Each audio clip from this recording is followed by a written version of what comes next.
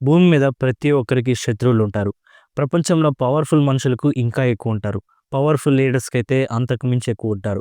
దీంతో వీరిపై ఏదో ఒకసారి హత్యాయత్నం జరిగే ఉంటుంది. బట్ ఒక్కసారి కాదు దాదాపు 45 సార్లు హత్యాయత్నం నుండి తప్పించుకున్న వ్యక్తే వ్లాడిమిర్ పుతిన్. పుతిన్ లాంటి లీడర్స్‌కి దేశం లోపల, దేశం బయట కూడా విపరీతంగా శత్రువులుంటారు. దీంతో వీరి నుండి తప్పించుకోవాలంటే ఈ వ్యక్తులు కూడా అంతకంటే తెలివైన వారే అయ్యుండాలి. అప్పుడు మాత్రమే తప్పించుకోగలరు. పుతిన్ 45 సార్లు తప్పించుకోవడానికి కారణం పుతిన్ చుట్టూ ఉండే 6 లేయర్స్ సెక్యూరిటీ. ఈ లేయర్స్‌ని దాటి పుతిన్ దాకా చేరటం అసాధ్యమనే చెప్పొచ్చు. సో, అసలు ఈ 6 లేయర్స్ పుతిన్‌ని ఎలా కాపాడతాయి అనే విషయాన్ని ఈ వీడియోలో చెప్పబోతున్నాను. వీడియో చాలా ఇంట్రెస్టింగ్‌గా ఉంటుంది. సో, ఎక్కడ మిస్ అవ్వకుండా చివరి వరకు చూడండి.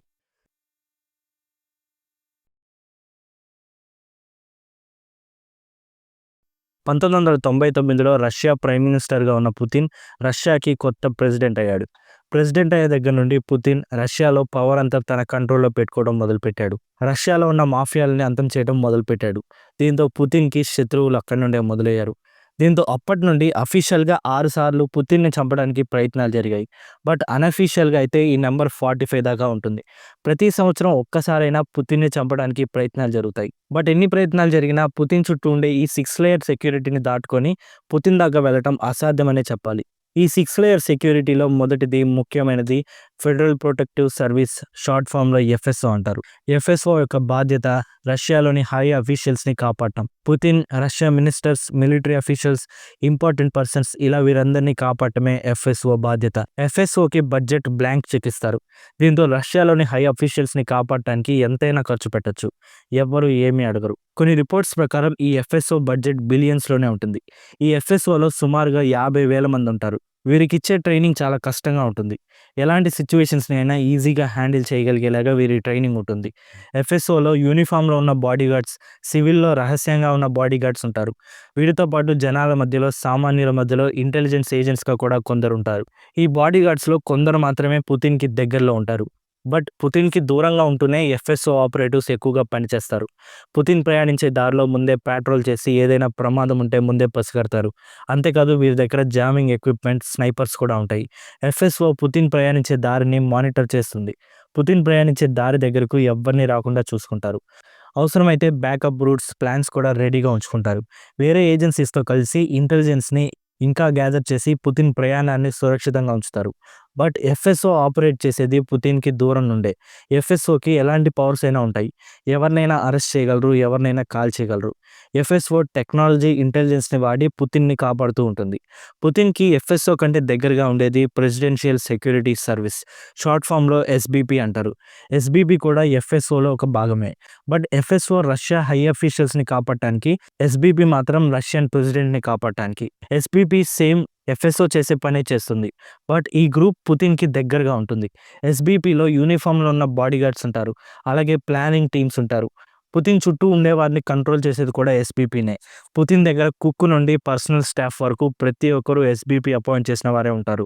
పుతిన్ తినే ఫుడ్‌ని ఎస్‌బీపీ ముందే టెస్ట్ చేస్తుంది. ఫుడ్‌లో ఎలాంటి డేంజర్ లేనప్పుడే పుతిన్ తింటాడు. లేకపోతే ఎస్‌బీపీ అక్కడితోనే ఆపేస్తుంది. ఎస్‌బీపీ ఎప్పటికప్పుడు అన్ని ఇంటెలిజెన్స్ ఏజెన్సీస్‌తో కోఆర్డినేట్ అయ్యి ఇన్ఫర్మేషన్ కలెక్ట్ చేసి పుతిన్‌కి ఏదైనా ప్రమాదం ఉందా లేదా అని అంచనా వేస్తారు. ఎస్‌బీపీ రిస్కీ ఏరియాస్‌లో ఫేక్ మోటర్‌కేడ్స్‌తో ఫేక్ న్యూస్ స్ప్రెడ్ చేసి శత్రువులను కన్‌ఫ్యూజ్ చేస్తుంది. ఎస్‌బీపీ పుతిన్ గురించి ఎలాంటి ఇన్ఫర్మేషన్ బయటకు వెళ్లకుండా కూడా చూసుకుంటుంది. ఆఖరికి పుతిన్ హెల్త్ డీటెయిల్స్ కూడా. ఫారిన్ కంట్రీస్‌కి వెళ్ళినప్పుడు పుతిన్ టాయిలెట్ కూడా ఎస్‌బీపీ కంట్రోల్‌లోనే ఉంటుంది. ఎస్‌బీపీ పుతిన్‌కి దగ్గరలోనే ఉన్నా కానీ పబ్లిక్‌కి కనిపించేది తక్కువే. బ్యాక్‌గ్రౌండ్‌లోనే ఎస్‌బీపీ ఆపరేట్ అవుతూ ఉంటుంది.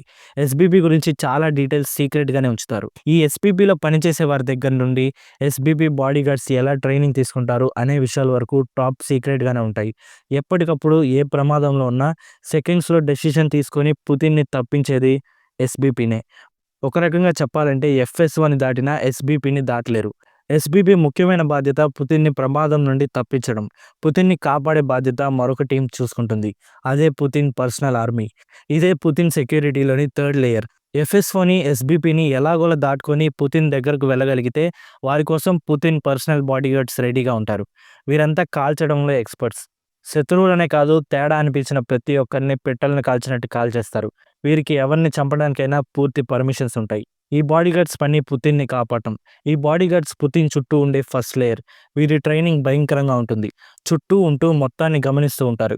ఎక్కడైనా తేడా జరిగినా, తేడాగా ఉన్నా పుతిన్ బాడీగార్డ్స్ పని మొదలుపెడతారు. వీరికి శత్రువులను ఆపడం నేర్పించరు.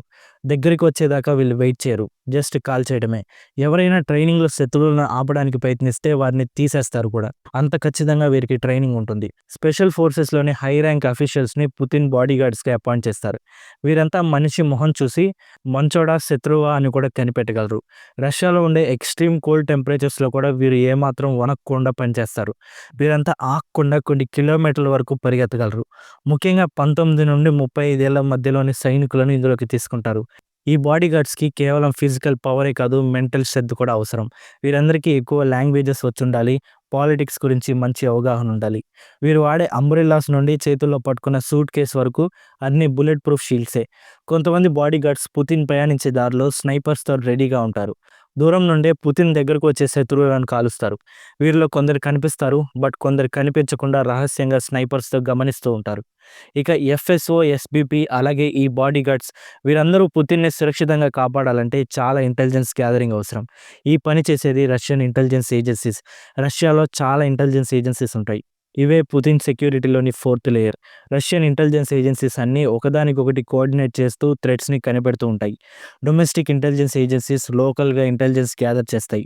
పుతిన్ వేరే దేశాలకు వెళ్ళినప్పుడు అక్కడ సీక్రెట్‌గా ఉన్న రష్యన్ ఏజెన్సీస్ ఇంటెలిజెన్స్ గ్యాదర్ చేస్తాయి. అంతేకాదు ఆ దేశాల యొక్క ఇంటెలిజెన్స్ ఏజెన్సీస్‌తో కలిసి కూడా పనిచేస్తాయి. కోవర్ట్ ఆపరేషన్స్ ద్వారా, రహస్యంగా ప్రజల మధ్యలో తిరుగుతూ, హ్యాకింగ్ ద్వారా, సీక్రెట్ సర్వేలెన్స్ ద్వారా ఇంకా ఎన్నో రకాలుగా ఇంటెలిజెన్స్ గ్యాదర్ చేస్తారు. ఇదంతా రియల్ టైమ్ ఇంటెలిజెన్స్. దీంతో ఈ రియల్ టైమ్ ఇన్ఫర్మేషన్‌తోనే ఇప్పటిదాకా చెప్పిన గ్రూప్స్ అన్నీ ఎఫిషియెంట్‌గా పుతిన్‌ని కాపాడతాయి. కేవలం శత్రువులనే కాదు, ఎఫ్ఎస్ఓ, ఎస్బీపీ, పుతిన్ బాడీగార్డ్స్‌లోని అందరిని కూడా ఈ ఇంటెలిజెన్స్ ఏజెన్సీస్ మానిటర్ చేస్తూ ఉంటాయి. ఆ తర్వాత వచ్చేది పుతిన్ సెక్యూరిటీలోని ఫిఫ్త్ లేయర్. ఈ ఫిఫ్త్ లేయర్‌లో ఉండేది మనుషులు కాదు. పుతిన్ వాడే వెహికల్సే ఈ fifth layer. Putin car, train, plane ఇవన్నీ కూడా పుతిన్‌ని కాపాడతాయి. ముఖ్యంగా పుతిన్ వాడే కార్ అలాగే train full bomb proof. Putin యొక్క ట్రైన్ అలాగే ప్లేన్ మొబైల్ కమాండ్ సెంటర్స్ కూడా. పుతిన్ ప్లేన్ రష్యా గవర్నమెంట్‌ది కాదు, తన సొంతదే. ఒకవేళ ఎవరైనా గుంపులుగా వచ్చి పుతిన్ సెక్యూరిటీని దాటి పుతిన్ మోటార్‌కేడ్ దగ్గరికి వెళ్తే రష్యన్ ఆర్మీ రంగంలోకి దిగుతుంది. రష్యన్ ఆర్మీ నుండి పుతిన్‌ని కాపాడటానికి 3,00,000 మంది సైనికులు రెడీగా ఉంటారు. వీరిని నేషనల్ గార్డ్స్ అంటారు. వీరు armoured vehicles, mobile air defence systems, advanced weapons, స్నైపర్స్‌తో ఎప్పుడూ రెడీగా ఉంటారు. ఎవరై ఒకవేళ ఎవరైనా పుతిన్ యొక్క 5 లేయర్స్‌ని దాటినా ఈ సిక్స్త్ లేయర్‌ని దాటలేరు. అందుకే పుతిన్‌ని ఎవరు ఏం చేయలేరు. దీని గురించి మీరేమనుకుంటున్నారో కామెంట్ చేయండి. So that's the story. మళ్ళీ కలుద్దాం మరొక ఇంట్రెస్టింగ్ వీడియోతో. వీడియో నచ్చితే ఖచ్చితంగా లైక్ చేసి మా ఛానల్‌ని సబ్స్క్రైబ్ చేసుకోండి. Thanks for watching.